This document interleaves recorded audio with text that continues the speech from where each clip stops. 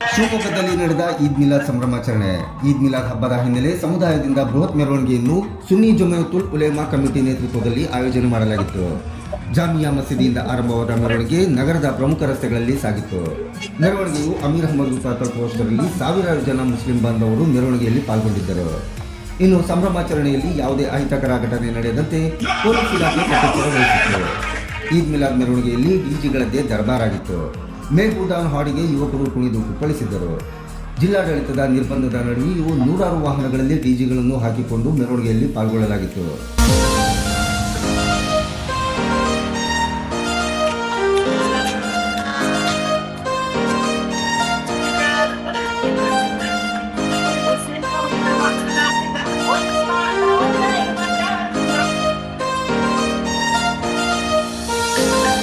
ಇನ್ನು ಬೊಮ್ಮನಕಟ್ಟೆಯಲ್ಲಿ ಶಾಂತಿ ಸೌಹಾರ್ದಯುತ ಹಬ್ಬದ ಆಚರಣೆ ನಡೆಸಲಾಯಿತು.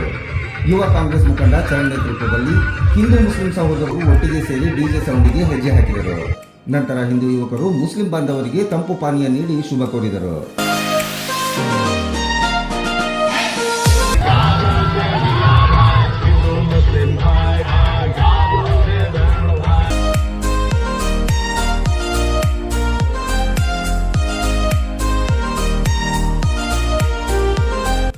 ಹಬ್ಬದ ಹಿನ್ನೆಲೆ ಶಿವಮೊಗ್ಗ ನಗರವನ್ನು ನವವಧುವಿನಂತೆ ಸಿಂಗರಿಸಲಾಗಿತ್ತು.